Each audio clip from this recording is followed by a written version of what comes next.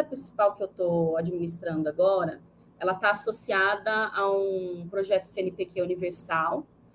O título dela é Examinando a Pobreza Multidimensional nos Municípios da Região Metropolitana de Campinas, utilizando a abordagem consensual. O objetivo dela é discutir como diferentes grupos sociais em 2 municípios díspares da região metropolitana de Campinas, no caso Valinhos e Hortolândia, compreendem a natureza e as causas da pobreza e da privação. A metodologia chama abordagem consensual. Ela é uma mistura de uma atividade feita com grupos focais, com pessoas cujos grupos a gente vai identificando na organização da pesquisa. Então, por exemplo, nesse momento, são 5 tipos de grupos focais: um grupo de pessoas de alta vulnerabilidade, de alta renda, mulheres, negros, pretos e pardos, e jovens. Junto com isso, também tem as entrevistas cognitivas. Então, depois dos grupos focais, a gente identifica algumas pessoas com quem a gente gostaria de ampliar o diálogo e realiza as entrevistas cognitivas. Tudo isso ajuda a identificar o que a gente chama de necessidades socialmente percebidas, que são os elementos principais da análise do projeto. A minha área de pesquisa mesmo é o direito à educação, discussão do direito à educação.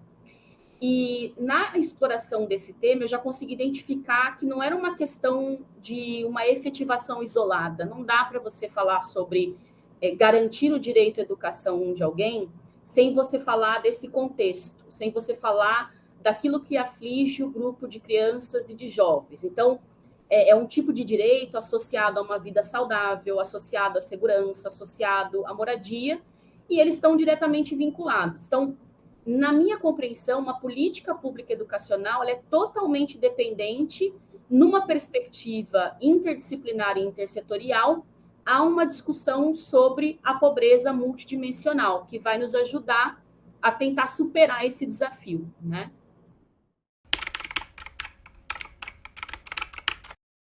Um elemento bastante interessante de pontuar é que houve um momento na literatura, por meio da Marta Nussbaum, em que ela vai falar de preferências adaptativas, indicando que uma ideia de privação, uma ideia sobre pobreza, né, no caso da pesquisa, pode ser enviesada pelas preferências dos sujeitos ou pelo contexto em que o sujeito está. E o que a gente tem identificado é que, na verdade, existe uma possibilidade de consenso sobre o que é uma vida digna entre pessoas de diferentes classes sociais, de diferentes gêneros, de diferente escolaridade, né, com backgrounds, com contextos completamente distintos. E isso nos faz questionar como que a gente articula, então, esse consenso na consolidação e efetivação de políticas públicas sociais que tem como objeto direto direitos fundamentais e humanos.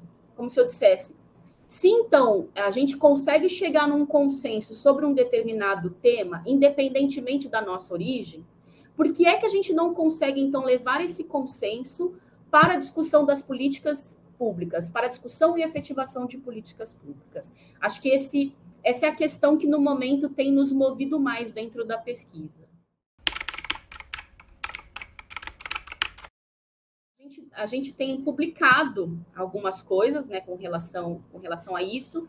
Essas publicações têm direcionado mais o compartilhamento dos dados levantados, né, para estabelecer que existe a possibilidade desse consenso que eu acabei de mencionar, independentemente do contexto social, do histórico escolar, né, da origem da pessoa, da questão da etnia e tudo mais. Acho que tem um texto muito importante que chama O que os brasileiros pensam ser necessário para que se tenha um padrão de vida digno no seu país, que foi escrito por nós aqui no Brasil, o Grupo do Brasil, que é formado em especial por mim, pelo professor Vedovato e pela professora Flávia. O professor Vedovato é daqui da Faculdade de Educação, também na pós-graduação, e na graduação ele é da FCA, e a professora Flávia Uchoa é da Universidade Federal Fluminense, e juntamente com o professor Shoilen Nende, que é da Universidade de Cardiff, com quem a gente tem maior contato na organização dessa pesquisa.